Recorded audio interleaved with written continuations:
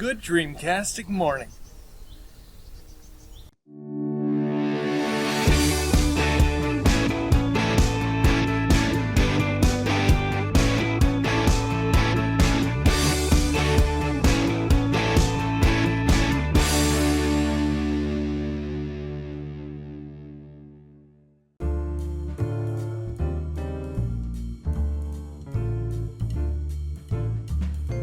In what appears to be the year of the Dreamcast, yet another indie game has been released for Sega's Little Grey Box, this one quite unexpected. The game is Volgar the Viking, a 2013 indie release by Crazy Viking Studios. It's a 2D side-scrolling action game that was inspired by 16-bit era games. It's crazy difficult, but crazy fun at the same time. The game was ported over to the Dreamcast by one of the game's original programmers in his spare time and released online for free. If you wish to check this out on your Dreamcast, go ahead and download it from the link in the description below. Are you a fan of cancelled Dreamcast games? If the answer is yes, then you'll be excited to hear that Tom over at the Dreamcast Junkyard has recently revealed some previously unseen screenshots and video footage of two cancelled Dreamcast games.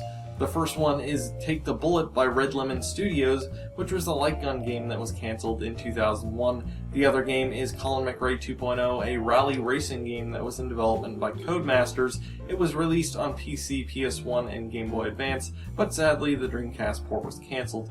If you wish to see these screenshots and gameplay, head on over to the Dreamcast Junkyard and check it out for yourself. 4x4 Evolution 2 is being ported to the Dreamcast thanks to a member over at the Assembler forums named Fuzzyfish. He is currently the proprietor of 4x4evolution.com.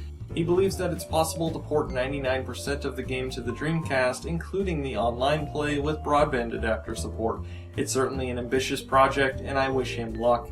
And in a last bit of news, several Dreamcast games have been hacked to run in native widescreen. This is all thanks to a member over at the Assembler forums who managed to get Shenmue 1 and 2, Crazy Taxi 2, Outrigger, Zombie Revenge, and more to run in widescreen with just some simple codebreaker codes.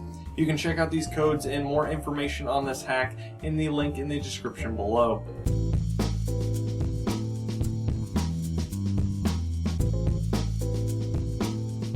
The other day, I was just thinking to myself, how awesome would it be if you could use a VMU as an MP3 player? I mean, it's already the perfect form factor. All you'd really need to do is add some more internal memory and a headphone jack.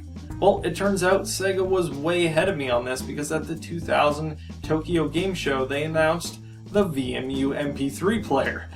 This was exactly what it sounded like. It was basically a standard VMU, albeit a little bit taller than the standard VMU, and it added 64 megabytes of memory and a headphone jack. And it was to retail for under $100. Now what was cool about it is that it still acted just like a standard VMU. You could plug it into your Dreamcast controller, save your games to it, but you can also take it out, plug in some headphones, and listen to some jams. It was a great idea. Unfortunately, it never saw the light of day, whether that was because the Dreamcast was discontinued early, or whether they just decided it wasn't a good idea, I don't know. But I really wish that was released because it would have been amazing. But hint hint to all you modders out there, it's a really good idea.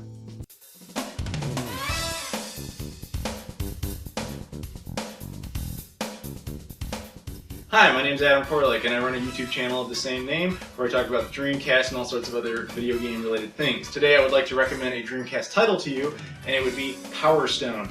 Originally released on the Dreamcast on September 9th, 1999, it was a launch title presented to us by Capcom.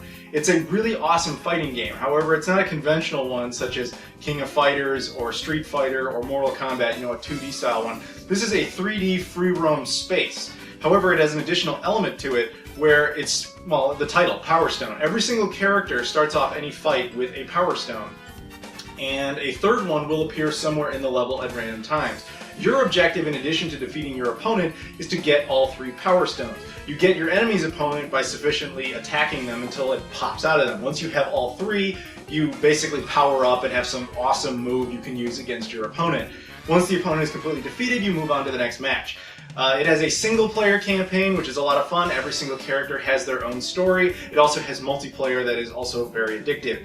And there's a bonus feature to this game that not a whole lot of people know about, which is that if you have your VMU connected, there is a mini-game you can download onto the VMU, and it ultimately will result in a little shmup that you can play on the go, which is pretty sweet. Overall, I highly recommend Power Stone for the Sega Dreamcast. It also has a sequel, by the way.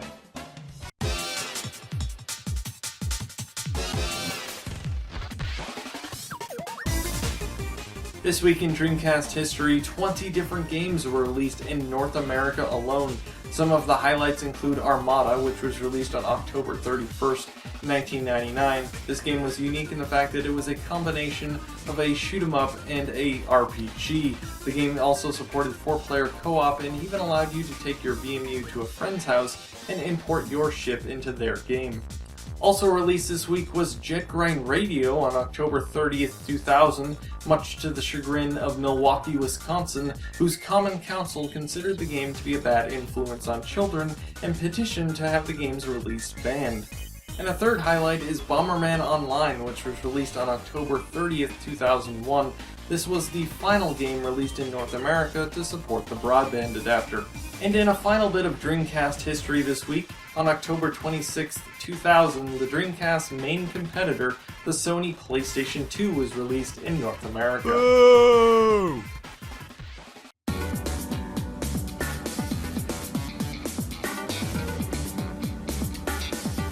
The Dreamcast is well known for having tons of fantastic arcade ports.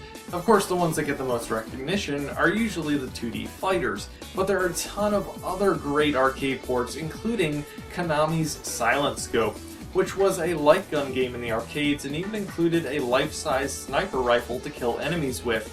But unfortunately, the Dreamcast port of the game strangely omitted light gun support. But luckily, Konami did include support for another Dreamcast peripheral that somewhat makes up for the lack of light gun support, and that is the Dreamcast mouse. Now, what is odd about this is that is completely undocumented. It doesn't say anything about mouse support either on the back of the case or in the manual. So why did Konami implement mouse support and not say anything about it?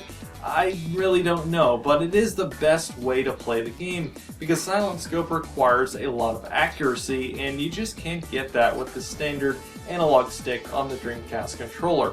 The mouse allows for much more accuracy and a lot more precision, thus increasing your score in the game. In Silent Scope, every enemy that you hit in a row will increase a score multiplier, and if you miss just one enemy, that score multiplier is reset, and you get bonus points for headshots and double kills as well. And so accuracy is very important, and that's why the Dreamcast mouse is the best way to play this game. So next time you play Silent Scope, be sure to give the mouse a break from the web browser, because it's definitely the best way to play Silent Scope on the Dreamcast.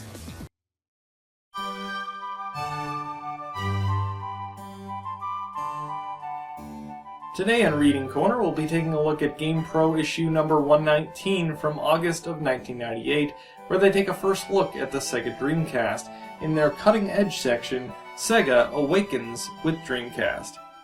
By revealing its latest video game console, Sega has finally come clean on the worst-kept secret in the business. Say sayonara to Katana and hello to Dreamcast. It seems that just as the current-gen video game systems are hitting their stride, that the next-generation systems have appeared on the horizon.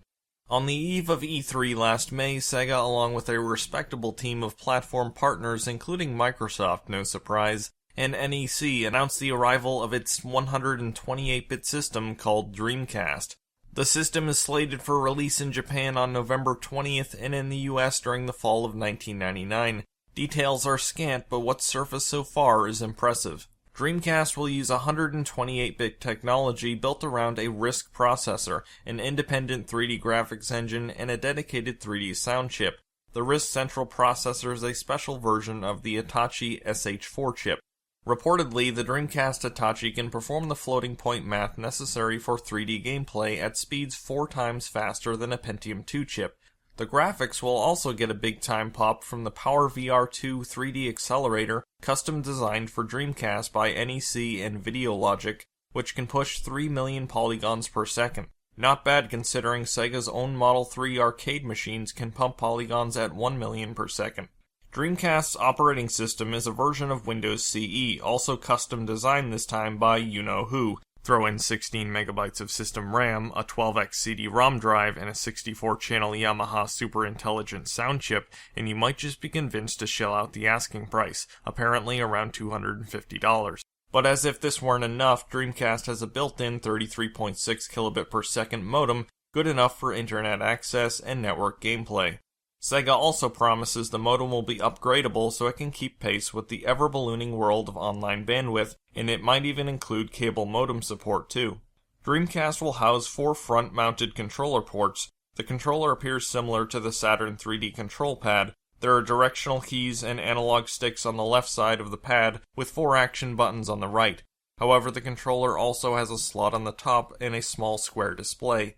The slot supports a quasi-personal digital assistant called a visual memory system that's roughly the size of a credit card. VMS has its own monochrome screen, action buttons, and a directional pad. It's made to allow gamers to input game data in head-to-head games. For example, in sports games, gamers could call plays without revealing their picks to their opponents. VMS will also support its own standalone games too. In fact, the Japanese version will have a Digimon-style game starring Godzilla. Yes, there will be games, but to no one's surprise, Dreamcast will not be backwards compatible with the Saturn. Sega is quite naturally playing those cards close to the vest until launch. So we're starting from scratch here, Sega fans, but at least Sonic the Hedgehog and Virtua Fighter 3 are definitely in development. Sega insiders have also intimated that there's a Dreamcast fighting game in the works that could knock Virtua Fighter on its 3D behind. Such blasphemous jawing about a heretofore untouchable can only mean that with Dreamcast, the times are a-changin' for Sega at last. Hey guys, I hope you enjoyed this episode of Good Dreamcastic Morning. As usual, if you have any suggestions for the show, please leave them in the comments below. And of course, if you enjoyed watching it, please give a thumbs up and subscribe if you so desire. But anyway guys, thanks for watching and see you next time.